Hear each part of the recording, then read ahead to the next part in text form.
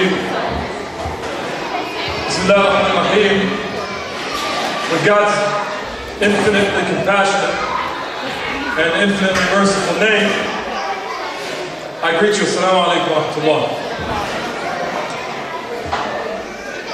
41,000 children will die this year, will die today of hunger. 41,000 children die per day of hunger in our world. Since Ahmar was introducing me, one new person was assaulted in the United States in the last 2 minutes. Every 2 minutes, a new person is assaulted in the United States. 85% of the world's inhabitants are subject to malnutrition. And this is just a couple scratching the surface on some statistics of where our world and our nation is today. So the question is, why am I starting with this?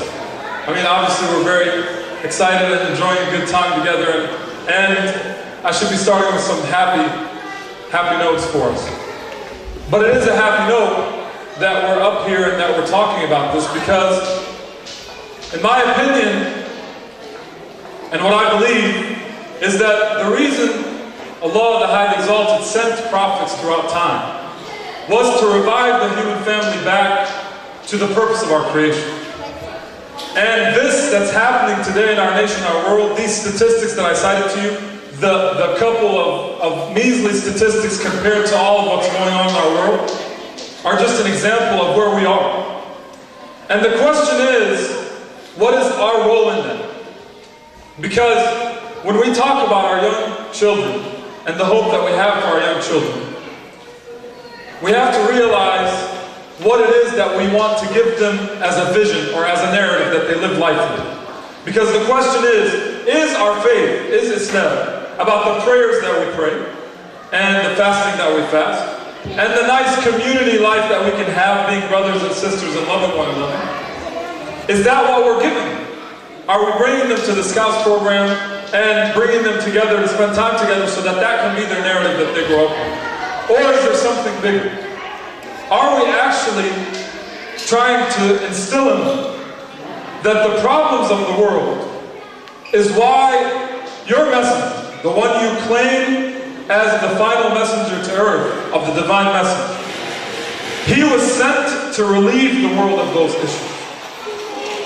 And that you, following his legacy, have to step behind those footsteps and have to realize that from a very young age, those are things you need to be aware of and things you need to address. So how can we do that?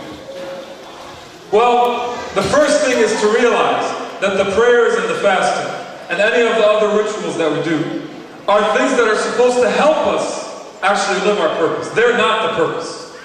Those rituals, or the pillars sometimes of Islam that we think is Islam, those are the aids. It's just like they're the aids for our job. It's just like when someone gets a new job and they're given an employee handbook, they're given a training in the first week, they're given every 2 weeks a 2-hour refresher training. That's what our prayers, our fasting, our rituals are for. They're to reconnect us with how to best do our job. And the job, my brothers and sisters, the job that we have, the job that we lost and aren't doing and can make sure that our kids now do, is to take the responsibility for our nation. And to realize that the only hope, or the leading hope, for bringing the world out of this situation is the uniqueness of this divine message.